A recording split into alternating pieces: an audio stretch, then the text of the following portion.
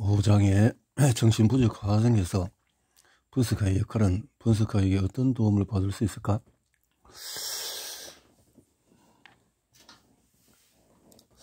분석가의 일반적인 임무는 환자가 자신을 인식하도록 그 환자 자신이 필요하다고 여기는 항안에서 새로운 삶의 방향을 제시하는 것이다.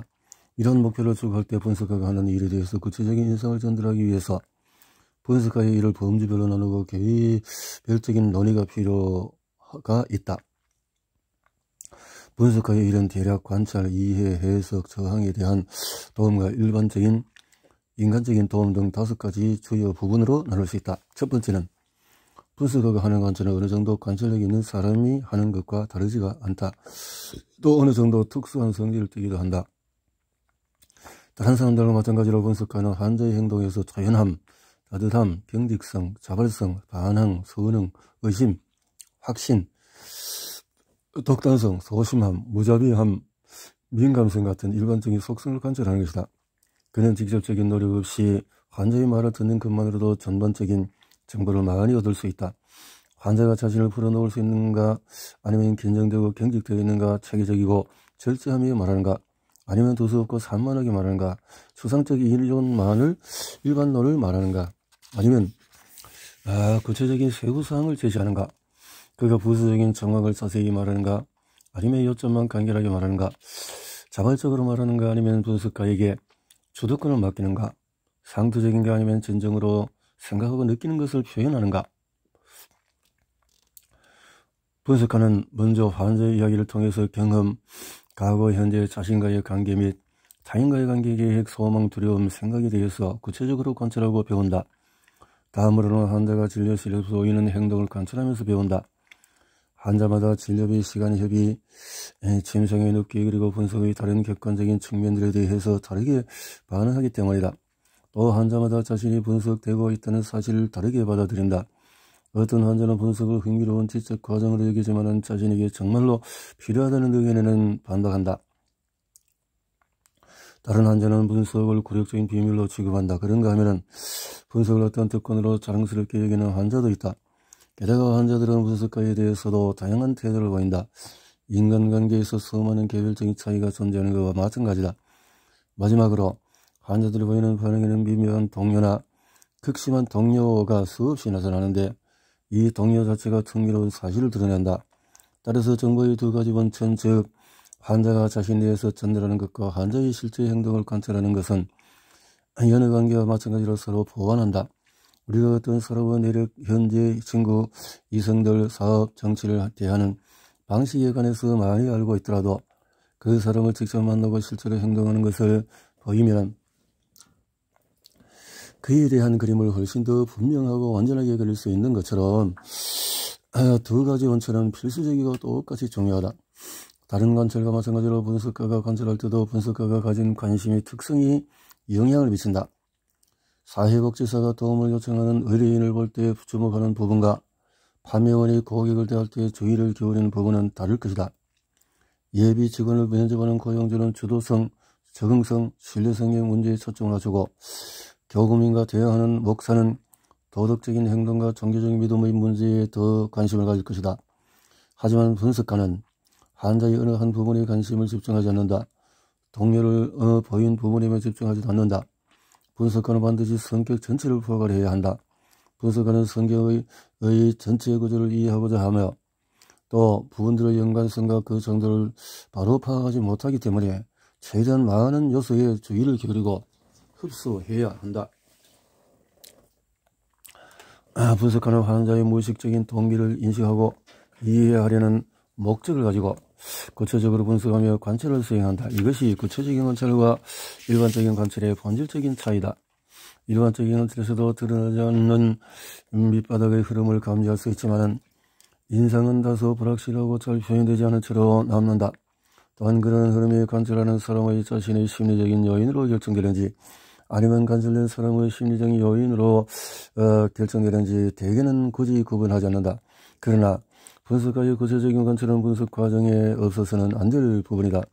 환자의 자유현상에서 드러나는 무의식적인 힘에 관한 체계적인 연구, 무의식적인 힘에 대한 체계적인 연구, 는 구체적인 관찰을 통해서 이루어진다. 구체적인 관찰을 통해서 분석가는 어느 한 요소를 성급히 선택하지 않고 모든 세부 사항에 고르게 관심을 기울이려고 노력하면서 환자의 자유현상을 주의 깊게 경청한다. 분석가의 관찰 일부는 즉시 서로 드러날 것이다. 우리가 안개 낀 풍경 속에서 집이나 나무의 희미한 윤곽을 알아보듯이 분석가는 이런저런 일반적인 성격의 특징들을 어렵지 않게 신속하게 인지한다. 그러나 분석가의 관찰 나머지 대부분은 겉보기에 연관성이 없는 항목들의 미로일 뿐이다. 그렇다면 분석가는 어떻게 환자를 이해할 수 있을까? 어떤 면에서는 분석가의 일이 추리소설 속의 탐정의 일과 비교될 수도 있다. 그러나 짚고 넘어가야 할 것은 탐정은 범인을 찾고 싶어 하지만 분석가는 환자의 나쁜 점을 찾아내는 것이 아니라 나쁘기도 하고 선하기도 한 하나의 정체로 파악하려 애쓴다는 점이다. 또한 분석가는 의심이 가는 사람을 모두 상대하는 것이 아니라 한 사람 안에 있는 여러 동인을 다룬다. 나보다는 의심이 아닌 장애를 일으킨다는 의심을 받는 동인들이다. 분석가는 집중적이고 지능적으로 모든 세부사항을 관찰하여 단서를 모으고 여기저기서 가능한 연결고리를 확인하고 잠정적인 그림을 구상한다. 그는 자신의 해결책을 쉽사리 확신하지 않지만 그것이 정말로 모든 요소를 포괄하는지 확인하기 위해서 여러 차례 반복해서 시험한다. 추리소설에서는 탐정과 함께 일하는 사람들이 있다. 어떤 사람들은 겉으로는 함께 일하는 척 하면서도 몰래 탐정의 일을 방해한다. 또 숨고 싶어 하면서 위협을 느낄 때는 공격성을 띠는 사람들도 있다. 마찬가지로 분석에서 환자의 어느 한 부분은 협조한다. 환자의 협조는 분석의 필수 조건이다. 환자는 어떤 부분에서 분석가가 모든 일을 하기를 기대하고 또 다른 부분에서는 숨기거나 분석가를 잘못된 것으로 이끌기 위해서 모든 에너지를 쓴다. 발각될 위험에 처음에는 두려워하며 적대적으로 변한다.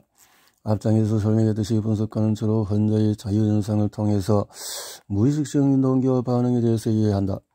환자는 보통 자신이 제시하는 것의 속뜻을 인식하지 못한다. 따라서 분석가는 일관성 있는 그림을 구성하기 위해서 자신에게 제시된 수많은 모순적인 요소 중에서 분명한 내용에 귀를 기울일 뿐만 아니라 환자가 진정으로 표현하고자 하는 것이 무엇인지 이해하려고 노력해야 한다. 분석가는 특별한 형태가 없는 것처럼 보이는 자료 더미를 관통하는 실마리를 잡으려고 애쓴다. 알려지지 않은 자료가 너무 많으면 분석가는 실패하기도 한다.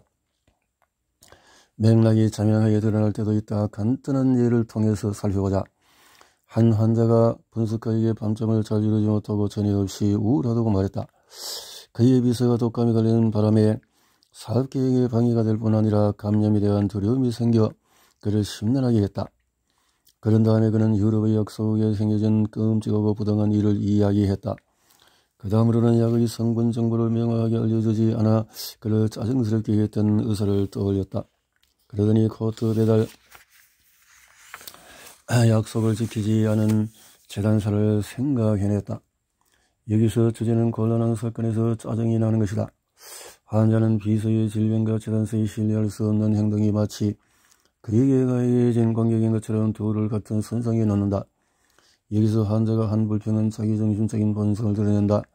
비서의 독감이 감염에 대한 두려움을 다시 불러일으켰다는 사실은 이 두려움을 극복하려고 노력하겠다는 생각으로 이어지지 않는다. 대신에 그는 자신의 두려움을 일으키지 않도록 세상이 돌아오기를 기대한다. 세상은 그의 요구에 주의를 기울여야 한다. 이 지점에서 부당함이라는 주제가 나온다. 다른 사람들이 그의 기대에 관심을 두지 않는 것은 부당하다. 그가 감염을 두려워하기 때문에 그의 주변 어느 누구도 병에 걸리지 않아야 한다. 그가 겪는 어려움에 대한 책임은 다른 사람들에게 전가된다. 그는 무력하게 침략받았던 유럽의 작은 나라들과 마찬가지로 그러한 영향에 대항할 힘이 없다. 사실 그는 자신의 기대라는 마수에 걸려서 무력한 것이다. 의사에 관한 연상도 이러한 맥락에서 특별한 의미를 얻는다. 그 연상 역시 충족되지 못한 기대를 의미하며 자신의 문제에 명확한 해결을 주지 않고 여기저기 들은거들며 환자의 협조적인 활동을 기대하는 분석가를 향한 불만을 가리킨다. 간단한 예를 하나 더 살펴보자. 어떤 젊은 여성이 쇼핑할 때 가슴이 두근거렸다고 말했다. 그녀는 심장이 약하긴 했지만 몇 시간 동안 춤을 추고도 탈이 나지 않았는데 어째서 쇼핑이 심장에 영향을 주는지 이유를 알 수가 없었다. 심장이 두근거릴 만한 어떤 심리적인 이유도 알 수가 없었다. 그녀는 언니의 생일 선물을 샀다. 기쁜 마음으로 아름다운 블라우스를 고르며 언니가 얼마나 그 선물을 좋아하고 감탄할지를 기대하니 즐거웠다. 사실 그녀는 주머니에 있던 마지막 한 푼까지 털어서 선물을 샀다. 빚을 일부 갚았고 나머지는 몇 달 뒤에 갚기로 약속이기 때문에 돈이 부족한 상태였는데도 이렇게 말하며 자화자찬하는 기색이 역력했다. 블라우스는 너무 아름다워서 그녀가 직접 입고 싶을 정도였다. 그러더니 확실히 화제를 돌려서 언니에 대한 여러 가지 불만을 터뜨렸다. 그녀는 언니가 자신에게 어떻게 간섭했는지, 얼마나 말도 안 되는 질책을 했는지를 심하게 불평했다. 이런 불만에는 참여를 환자보다도 상당히 열등해 보이도록 만드는 경멸적인 발언들이 섞여 있었다. 즉석에서 떠오른 일련의 감정들은 첫눈에 보아도 언니에 대한 상반된 감정을 나타낸다. 언니의 사랑을 얻고자 하는 소망이 있는 한편 원망도 있다. 쇼핑할 때 이런 갈등이 불거졌다. 사랑을 얻으려는 작은 선물을 구입하는 방법으로 자신을 분명히 드러냈다. 당분간 원망을 억제되어야 했고 그만큼 더 크게 소리질 필요가 있었는데 이런 심장이 두근거리는 결과로 나타났다. 모순된 감정의 충돌이 항상 불 안을 불러오지는 않을 것이다.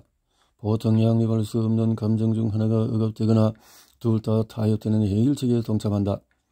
인상이 보여주듯이 여기서는 갈등의 어떤 측면도 완전히 억압되지 않았다. 대신에 사랑과 원망이 둘 다 의식 차원의 시소 위에 놓여 있었다. 한 감정이 올라가면 의식 가운데 다른 감정이 내려갔다. 면밀한 조사를 통해 연상에 대한 많은 세부사항들이 드러났다. 첫 번째 연상이 이어지면서 노골적으로 드러났던 자화자찬이라는 두 주제는 두 번째 연상에서 암시적으로 다시 나타난다. 언니에 대한 경멸적인 발언은 확산된 적개심을 표출하는 한편으로 환자 자신의 평판이 언니의 평판보다도 나아 보이게 하는 역할을 한다. 비록 의도적이는 않았지만 자신의 관대함과 희생적인 사랑을 언니의 나쁜 행동에 끊임없이 비교한다는 점이 있어 자신을 언니보다도 위에 놓으려는 경향이 연상 곳곳에서 드러난다. 자화자찬과 언니와의 경쟁이 밀접하게 관련되어 언니보다 우월해야 한다는 욕구가 자화자찬을 발달시키고 유지하는 데 필수적인 요소였을 가능성을 시사한다. 이러한 과정은 매장에서 발생한 갈등에 대해 또 다른 관점을 제시한다.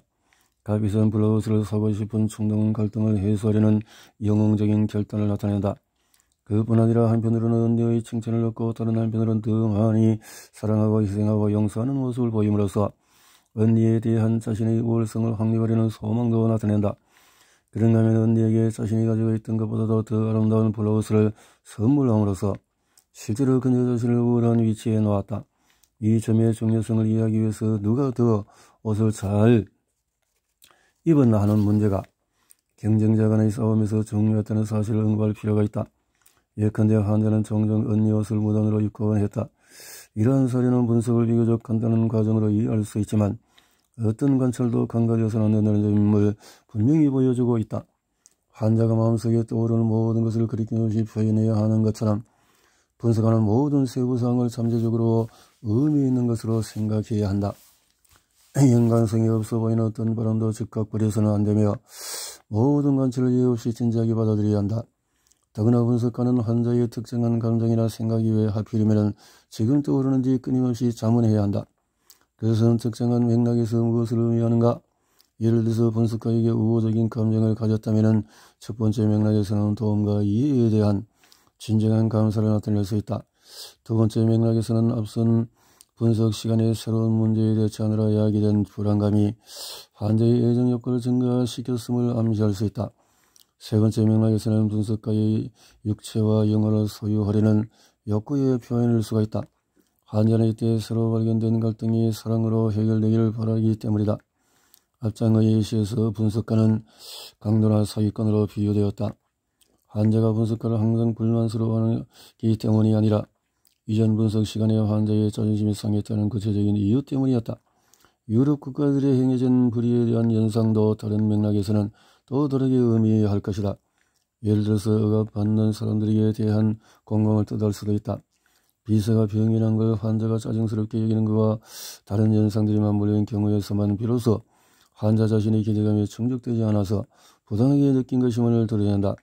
앞서 있었던 연상과 뒤에 일어난 연상들, 이전 경험과의 정확한 연관성을 조사하지 못하면 잘못된 해석으로 이어질 수 있을 뿐만 아니라 분석가가 특정 사건에 대한 환자의 반응을 배울 수 있는 기회를 빼앗길 수 있다. 연관성을 드러낸 어떤 현상들이 반드시 길게 이어져야 할 필요는 없다. 때로는 한두 번의 연속된 발언이 이해의 길을 열어주기도 하는데 다만 두 번째 발언이 고심 끝에 나온 말이 아니라 즉흥적으로 나온 말이어야 한다. 예를 들어서 한 환자가 피로와 불안감을 느끼며 분석 작업을 시작했다. 그의 첫 번째 현상들은 비생산적이었다. 그는 전날 밤에 술을 마시고 있었다. 나는 그에게 숙취가 있는지 물었고 그는 아니라고 했다. 지난 분석 시간은 혹시 모를 실패에 대한 공포로 그가 책임지는 것을 두려워한다는 사실을 확인했기 때문에 매우 생산적이었다. 그래서 나는 그에게 지난번에 승리에 안주하고 싶은지 물었다. 이 질문에 그는 어머니에 끌려서 박물관에 다녔던 일과 지루하고 짜증스러웠던 기분에 대한 기억을 떠올렸다. 단한기 연상이었지만 그것은 흥미로운 사실을 드러냈다. 연상은 한편으로는 승리에 안주한다는 나의 발언에 대한 응답이었다. 그를 이 문제에서 저 문제로 몰아붙이는 또 나는 환자에게 어머니만큼 나쁜 사람이었다. 자신이 나를 짜증스럽게 여기고 있고 앞으로 너희를 극도로 꺼리고 있다는 사실을 지각하자 그는 다른 감정을 자유롭게 느끼고 표현하게 되었다. 핵심은 정신분석이 박물관에 끌려다닌 상황보다 더 나쁘다는 것이었다. 정신분석은 실패를 연거푸 보기 위해 끌려가는 것을 뜻하기 때문이었다. 이 연상을 하며 그는 저 자신도 모르게 이전 시간으로 다시 돌아감으로써 실패에 대한 과민성을 드러냈다. 이는 이전의 발견을 정교하게 만든다는 뜻이었다. 환자의 성격에서 그가 원활하고 효율적으로 기능하지 못하게 방해하는 요소라면 무엇이든지 그에게 실패를 의미한다는 것을 보여주었기 때문이다. 이로써 그는 정신분석에 대한 자신의 기본적인 저항 중의 하나를 드러냈다. 같은 환자가 다른 날에 또 우울한 기분으로 찾아왔다. 그는 전날 밤 친구를 만나 스위스의 피츠 팔리산에 오른 이야기를 들었다. 친구의 얘기를 듣고 그가 스위스에 있을 때 그 산에 오르지 못했던 기억이 났다. 며칠 동안 시간을 마음대로 쓸 수 있었음에도 산에 안개가 끼는 바람에 가지 못해서 몹시 화가 났던 것이다. 밤에 예전의 분노가 다시 치밀어 오른 것을 느꼈다. 그는 몇 시간 동안에 깨어있으면서 어떻게 하면 지금이라도 자신의 소망을 이룰 수 있을지, 어떻게 하면 전쟁과 돈과 시간이라는 장애물을 극복할 수 있을지 계획을 발전시켰다. 잠든 후에도 그의 정신은 길을 가로막는 장애물과 싸웠고 우울한 채로 깨어났다. 그리고 분석 도중에 전혀 상관없는 그림이 떠올랐다. 중서부 마을의 교회 지역을 그린 그림이었다. 그림은 그가 생각하는 칙칙함과 황량함의 전형적인 모습이었다. 정신적인 이미지는 그 순간에 대한 그의 감정을 표현했다. 과연 어떤 연관성이 있었을까? 피츠 팔리를 모를 수 없다면 그의 삶은 황량하다는 뜻이었을까? 그가 스위스 있을 때 등산을 결심한 것은 사실이지만 특별한 소망이 좌절된 것과 연관성을 설명해 줄 수는 없었다. 그는 등산의 결정적인 사람이 아니었다. 수년 전의 기억이었고 그는 그 일을 잊어버렸다. 그를 괴롭히는 것은 피츠 팔리가 아님이 분명해졌다. 마음이 진정되자 그 산을 오르고 싶다는 생각조차 들지 않는다는 것을 깨달았다. 스위스의 경험이 드러난 것은 훨씬 더 신랄한 무엇인가를 의미했다. 그것은 그가 무엇을 성취하겠다는 마음을 먹으면 반드시 할 수 있어야 한다는 허황한 믿음을 흔들어 놓았다. 그에게 극복할 수 없는 장애는 곧 의지가 좌절되는 것을 뜻했다. 산수 안개처럼 그가 통제할 수 있는 일이 아니라도 예외는 없었다. 중서부 마을의 황량한 교회에 가는 연상은 그가 의지가 가진 순수한 힘에 엄청난 의미를 부여하고 믿었다는 것을 보여주었다.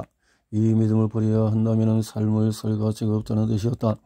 환자가 제시한 재료에서 주제가 반복되거나 순서가 반복되면 이해하는 데 특히 도움이 된다. 환자가 지능이 우월하거나 더 합리적이거나 전반적으로 뛰어난 사람임을 암시하는 증거와 함께 연상이 끝난다면 분석가는 이러한 자질을 가지고 있다는 믿음이 환자에게 가장 중요한 정서적인 가치라는 점을 깨닫게 될 것이다. 기회가 되면 분석이 자신에게 어떤 해를 끼치는지 증명하려면 환자가 기회가 되면 자신이 호전되었다는 것을 강조하려는 환자를 두고 분석가는 각각 다른 가설에 도달한다. 전자의 경우에 장애에 대한 설명이 부당한 대우를 받거나 몸을 다치거나 또는 희생당한 일에 대해서 반복적으로 언급한 것과 일치한다면 분석하는 삶의 대부분을 이러한 방식으로 경험하는 이유를 설명해줄 환자, 내면의 요인들과 그에 따른 태도가 가져온 결과를 관찰하기 시작할 것이다. 반복되는 주제로 인해서 특정한 전형적인 반응이 드러나기 때문에 환자의 경험이 정형화된 형태를 따르는 이유를 이해할 수 있는 실마리를 제공한다. 이를테면 열정적으로 사업을 시작했다가 이내 그만두곤 하거나 친구나 연인에게 매번 비슷한 실망을 겪는 이유를 설명할 수 있다. 분석하는 환자의 모습을 통해서도 귀중한 단서를 발견할 것이다. 모습은 환자의 성격 구조에 존재하는 만큼 나타나게 되어 있다. 받은 자극이 상당히 과장된 폭력이나 감사, 수치심, 의혹의 반응들도 마찬가지다. 이러한 감정 과잉은 항상 숨겨진 문제를 나타내고 분석하는 자극이 환자에게 어떤 정서적인 의미를 지녔는지 찾게 된다. 꿈과 공상도 환자를 이해하기 위한 수단으로 매우 중요하다. 무의식의 감정과 노력을 비교적으로 직접적으로 표현하기 때문에 또 다른 길을 열 수가 있다. 이런 꿈과 공상이 아니었다면 거의 보이지 않았을 길이다. 어떤 꿈들은 상당히 투명하지만 대체로 자유연상의 도움을 받으면 이해할 수 있는 수수께끼 같은 언어로 이야기한다. 협력하던 환자가 방어적인 전략으로 전환하는 지점은 환자를 이해하기 유용한 또 하나의 수단이 된다. 분석하는 이러한 저항의 원인을 점진적으로 발견해가면서 환자의 특이성에 대한 이해도가 높아진다. 환자가 답을 피하거나 싸운다는 사실은 때때로 쉽게 알 수가 있다. 그렇게 하는 직접적인 이유도 분명하게 알 수 있다. 그러나 차단의 존재를 감지하려면 빈틈없는 관찰이 필요할 때가 더 많고 그 이유를 이해하기 위해서는 환자의 자유연상에서 도움을 받아야 한다. 분석가가 저항을 이해하는 데 성공하면 환자가 상처를 입거나 그걸 먹는 정확한 요인과 그 요인들이 생성하는 반응의 특성에 대해서 지식을 늘릴 수 있다. 이와 비슷하게 환자가 생략하는 주제나 건드리면 재빨리 도망치는 주제도 이해에 도움이 된다. 예를 들어서 다른 경우에는 지나치게 까다롭고 비판적인 환자가 분석가에 대해서는 어떤 비판적인 생각조차 표현하기를 꺼린다면 분석가는 중요한 단서를 얻을 수 있다. 이와 같은 종류에 따른 예로는 환자가 전날 자신을 화나게 했던 특정한 사건을 말하지 못하는 일을 들 수 있다. 이 모든 단서는 분석가가 환자의 상황, 과거의 현재 그리고 환자의 성격에서 작용하는 힘에 대해서 차츰차츰 일관된 그림을 완성하도록 도와준다. 그뿐 아니라 환자와 분석가의 관계, 환자와 분석 상황과의 관계에서 작동하는 요인들을 이해하는 데 도움이 된다. 이 관계를 가능한 한 정확하게 이해하는 것은 몇 가지 이유에서 중요하다. 첫 번째로 예컨대 분석가에 대한 숨겨진 분노가 발견되지 않고 남아있다면 분석은 완전히 차단될 것이다. 환자가 자신을 드러내 보여야 하는 사람에 대한 부분한 마음을 풀지 못하고 품고 있으면 아무리 하고 싶다고 해도 자유롭게 자발적으로 자신을 표현할 수가 없다. 두 번째로 환자가 타인에 대해서 느끼고 반응하는 방식이 분석가를 대할 때라고 다를 수 없다. 환자는 자신이 다른 관계에서 보이는 것과 똑같은 비합리적인 감정적인 요인, 노력과 반응을 분석에서도 무의식적으로 내보인다. 따라서 이러한 요인들을 취합한 포괄적인 연구는 분석가가 환자가 일반적인 인간관계에서 겪는 장애를 이해할 수 있게 해준다. 앞서 살펴본 바와 같이 신경증 전체를 볼 때 이러한 장애들은 결정적인 사안이 된다.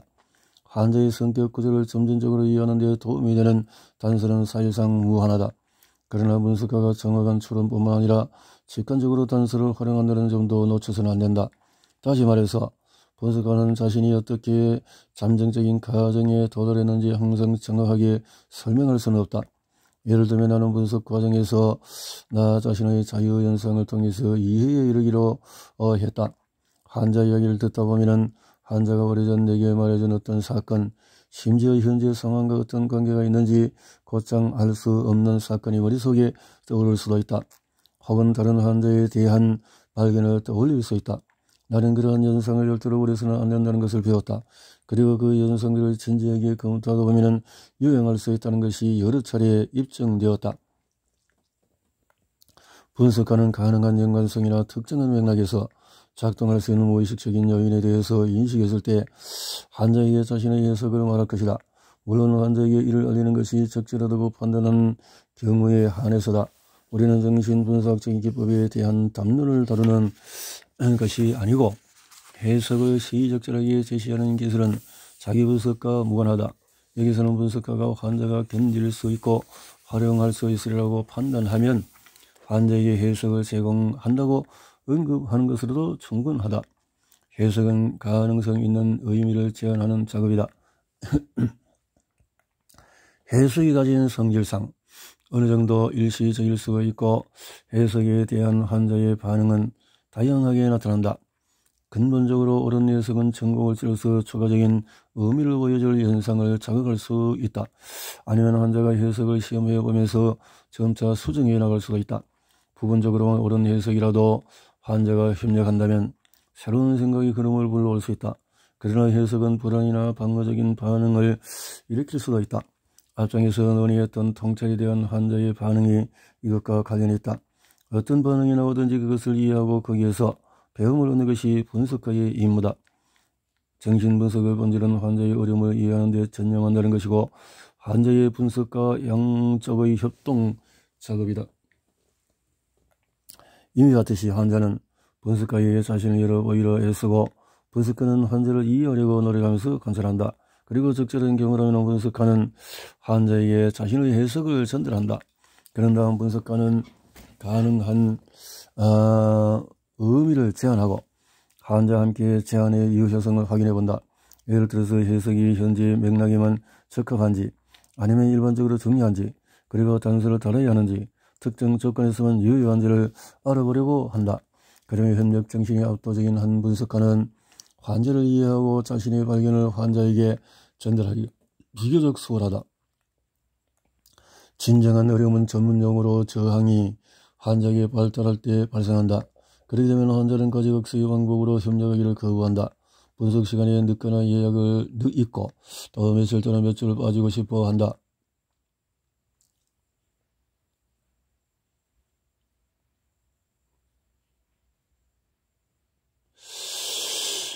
공동작업의 흥미를 잃고 주로 분석가의 사랑과 우정을 원한다. 인상은 비상적이고 비생산적이며 회피적으로 변한다. 분석가의 제안을 검토하는 것이 아니라 제안에 대해서 분노하며 공격당하고 상처를 받고 굴욕당하고 오해받았다고 느낀다. 환자는 절망과 허물을 고집하고 도움을 주려는 모든 시도를 거절할지도 모른다. 근본적으로 이러한 교착 상태에 이른 이유는 환자가 특정한 통찰을 받아들일 수 없기 때문이다. 통찰은 고통스럽고 두려우며 환자가 소중히 여기고 포기할 수 없는 착각의 영역을 점점 줄어들게 만든다. 환자는 자신의 고통스러운 통찰을 물리치려 한다는 것을 알지 못하더라도 어떤 방법으로든 그것을 쫓아버린다. 환자는 자신이 오해받았거나 굴욕당했거나 아니면 분석이 소용없는 일이라는 것만을 알 뿐이다. 혹은 그렇게 해야 한다고 생각한다. 이 시점까지 분석가는 대체로 환자를 따라간다. 물론 가능한 실마리를 제안하거나 해석으로 새로운 관점을 제시하고 질문을 제기하거나 의구심을 표현할 때마다 어느 정도 암시되는 지침이 있다. 그러나 대부분은 환자에게 주도권이 있다. 저항이 발달하면 해석 작업과 암묵적인 지침만으로는 부족해진다. 이때는 분석가가 확실히 주도권을 잡아야 한다. 이 시기에 분석가의 임무는 먼저 저항을 있는 그대로 인식하는 것이고 두 번째는 환자가 그것을 인식하도록 돕는 것이다. 그리고 분석가는 환자가 현재 방어적인 전투에 참전하고 있음을 깨닫도록 도와야 한다. 그뿐만 아니라 환자가 도움을 주든 주지 않든 환자가 무엇을 회피하고 있는지 알아내야 한다. 분석가는 이전 분석을 돌이켜보고 저항이 시작된 분석 회차에 앞서 무엇이 환자에게 영향을 미치는지 찾아봐야 한다. 이 일은 쉬울 때도 있지만 극도로 어려울 수도 있다. 저항의 시작점이 눈에 띄지 않을지도 모른다. 분석가가 환자의 취약점을 아직 인식하지 못했을 수 있다. 그러나 분석가가 저항의 존재를 인식하고 환자에게 저항이 작동하고 있다는 것을 확신시킬 수 있다면 환자와의 공동작업을 통해서 저항의 근원을 발견할 수 있다. 이 발견을 통해서 즉각적으로 얻을 수 있는 이득은 추가 작업으로 나아가는 길이 뚫린다는 것이다. 또한 저항의 근원을 이해하면 분석가는 환자가 은폐하고자 하는 요인들에 대한 중요한 정보를 제공받을 수 있다. 환자가 지대한 영향을 미치는 통찰에 이르렀을 때 특히 분석가의 적극적인 안내가 필요할 수 있다. 가령 환자가 신경증적인 경향을 확인하고 그 속에서 주된 질서의 동의를 인식하는 데 성공하면 분석가의 인도가 필요해진다.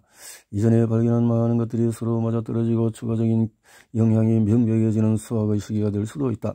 그러나 삼장에서 살펴본 이유로 인해서 환자가 저항을 발달시키면서 최소한의 선에서 상황을 모면하려고 드는 일이 자주 더 일어난다. 환자는 여러 가지 방법을 사용해서 저항할 수 있다. 반사적으로 바로 손에 잡히는 설명을 찾아서 표현하거나 아니면 더서 교묘한 방식으로 그 발견의 중요성을 폄하할 수 있다. 또는 순전히 의지로만 신경정적인 경향을 통제하기 위해서 행실을 고치기도 결심할 수도 있는데 이는 지옥으로 가는 길을 닦는 것이나 마찬가지다. 마지막으로 환자는 신경정적인 경향이 자신을 정하고 있는 이유에 대해서 의문을 제기할 수 있다. 그는 어린 시절을 파헤쳐서 기껏해야 신경정적인 경향의 기원을 이해하는 데 도움이 되는 자료를 내밀 것이다. 그러나 자신에게서 발견된 신경정적인 경향이 실제 삶의 어떤 의미인지를 깨닫기를 거부하며 도피 수단으로서의 과거에 몰입하는 것이다. 중년 통찰로서부터 가능한 한 빨리 벗어나려는 노력은 이해할 만하다. 자신이 헛개비를 쫓는 일에 온 힘을 쏟았다는 사실을 직시하기가 어렵기 때문이다. 더 중요한 것은 그런 통찰로 인해서 그는 급격한 변화의 필요성에 직면하게 된다.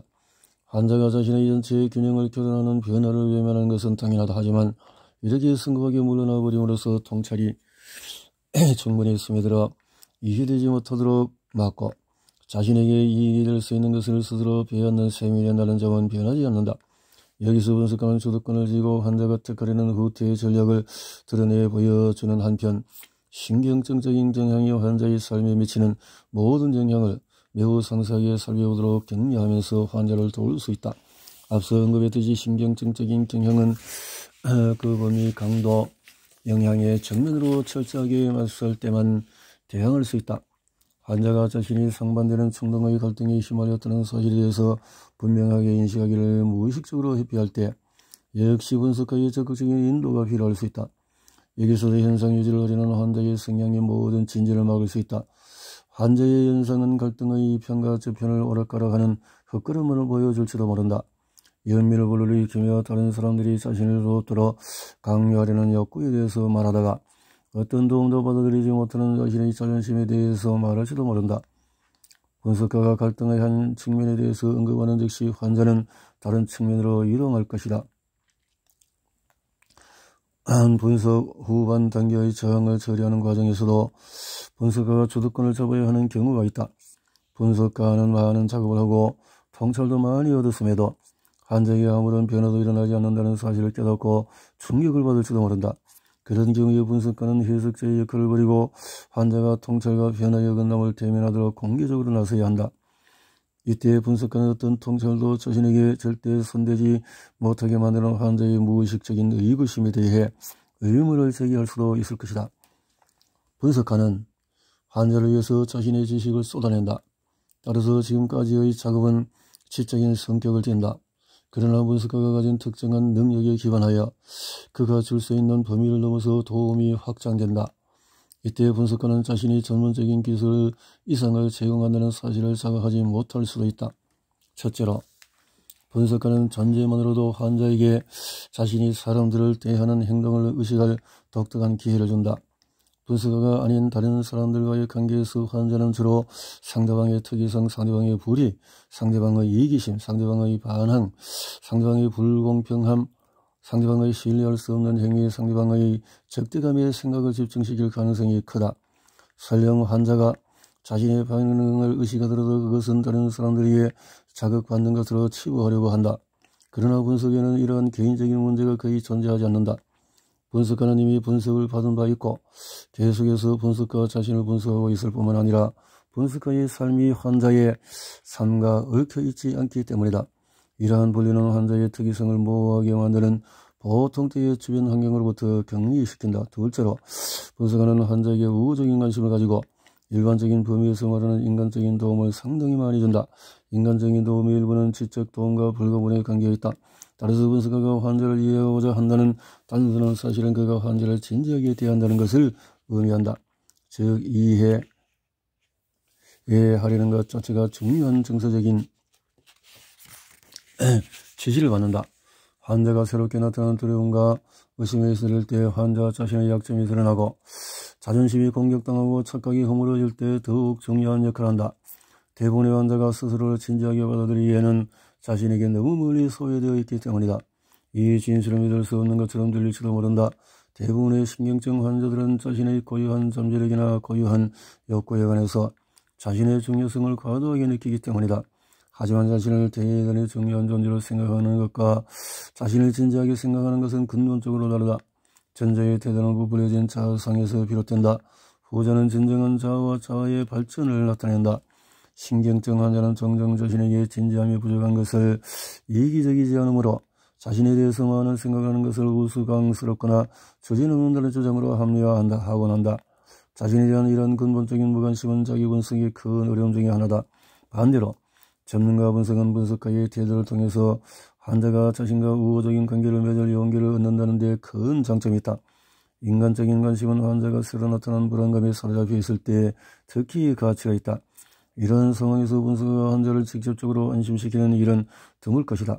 그러나 불안이 구체적인 문제로 다루어지고 결국 해결될 수 있다는 사실은 해석의 내용과는 상관없이 알지 못하는 것에 대한 두려움을 들어준다. 마찬가지로 환자가 낙담하고 힘든 싸움을 포기하려 들 때 분석가는 단순히 해석하는 데 머무르지 않고 더 많은 일을 한다. 이러한 움직임을 갈등의 결과로 이해하려는 분석가의 시도 자체가 환자에게 어떤 토닥임이나 격려의 말 100마디보다 더 큰 힘이 된다. 그렇지.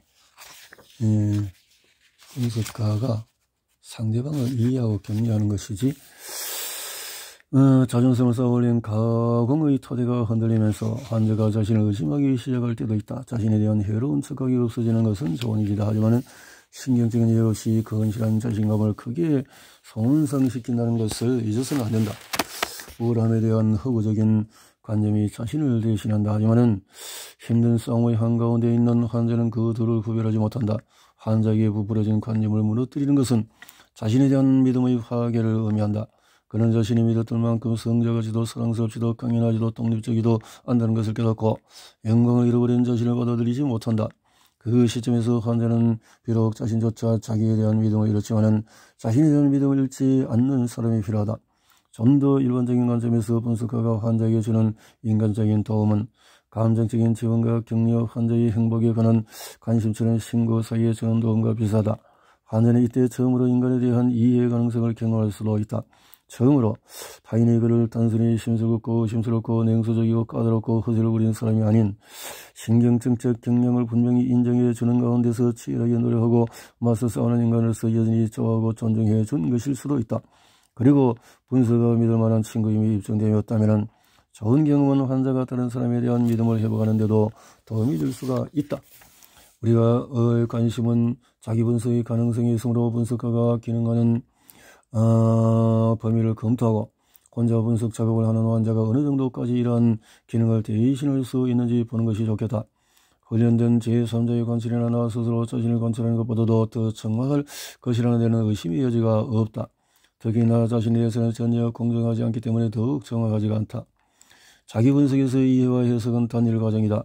숙련된 정비사가 자동차의 문제점을 더 빨리 알아내듯이 환자 분석을 수행하는 사람보다는 경험을 바탕에 둔 전문가가 관찰에서 의미 있는 것과 중요한 것을 더 빨리 파악할 것이다. 8장에서 살펴볼 사례처럼 환자가 자신의 한 관찰의 의미를 파악하는 것이 가능하다는 데는 의심의 여지가 없다. 여기서 브로이트가 이제 막 환자들과 분석 작업을 시작한 젊은 분석가들에게 해준 위로의 말을 기억하자. 그는 분석가들의 연상을 평가하는 능력에 대해서 너무 걱정하지 않아도 된다고 짚어주었다. 우리는 자기 자신의 정을 의혹할 수 있을까? 질문에 대한 답에 따라서 자기 분석의 실현 가능성이 달라진다. 그렇더라도 자력 경생과 비교하는 것은 부적절해 보인다. 자기 안에 앞으로 나가고 싶어하는 한 부분이 있다는 것은 변함없는 사실이기 때문이다. 물론 그 일을 해낼 수 있을지는 정의 강도와 그것을 극복하려는 동기의 강도에 달려있다. 그러나 중요한 문제는 할 수 있느냐는 것이 아니라 어느 정도까지 할 수 있느냐는 것이다.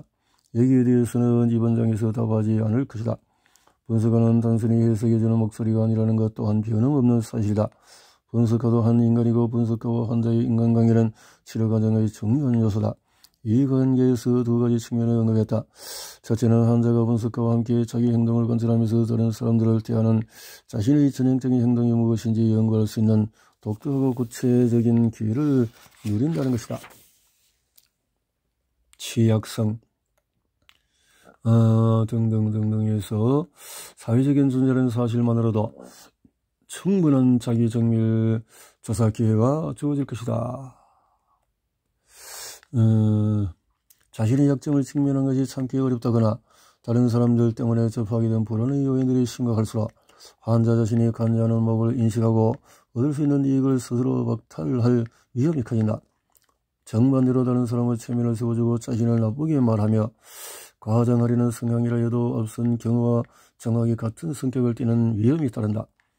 환자가 다른 사람들과의 관계에서보다도 분석가와의 관계를 이어가는 중에 자신의 특이성을 쉽게 알아볼 수 있는 또 다른 요인이 있다. 불안한 성격의 특성들, 즉 소심함과 의존성, 오만함, 복수심, 사소한 상처에도 움츠러들고 얼어붙어 버리는 성향은 언제나 환자가 얻을 수 있는 최선의 자기 이익을 저버린다. 타인에 대한 자신의 행동을 연구하는 데 소환되는 정서적인 어려움을 극복하기 쉽지는 않긴 하지만 결코 불가능한 것은 아니다. 발전이 나올 자기 분석에서 볼 수 있듯이 클레어는 연인과의 관계를 자세히 검토하여 자신의 병적인 의존성이라는 복잡한 문제를 분석했다. 그녀는 분석에 성공했지만 앞에서 언급했던 두 가지 어려움 때문에 애를 먹었다. 클레어 여인의 성격 장애는 결코 그녀의 장애보다 덜하지는 않았다. 게다가 그녀가 가진 신경증적인 기대와 두려움의 관점에서 자신의 사랑이 사실은 의존하려는 효과라는 점을 인정하지 않는 것이 매우 중요했다. 분석가와 환자 관계의 또 다른 측면은 분석가가 환자에게 명시적이거나 암시적으로 인간적인 도움을 준다는 것이다. 분석가가 주는 다른 지원은 어느 정도 대체할 수 있는데 반해서 인간적인 도움은 그의 정의상 자기 분석에는 존재하지 않는다. 스스로 분석을 수행하는 사람이 운 좋게 자신의 발견에 관해서 이야기할 이해심이 있는 친구가 있거나 이따금 분석가와 함께 확인해 볼 수 있다면 자기 분석이 덜 외롭게 느껴질 것이다. 그러나 어떤 방편도 다른 인격체와 긴밀히 협력해서 자신의 문제를 해결해 나가는 눈에 보이지 않는 것의 가치를 온전히 대체할 수는 없다. 이러한 인간적인 도움의 부재가 자기 분석을 더 어렵게 만드는 요인 중에 하나다.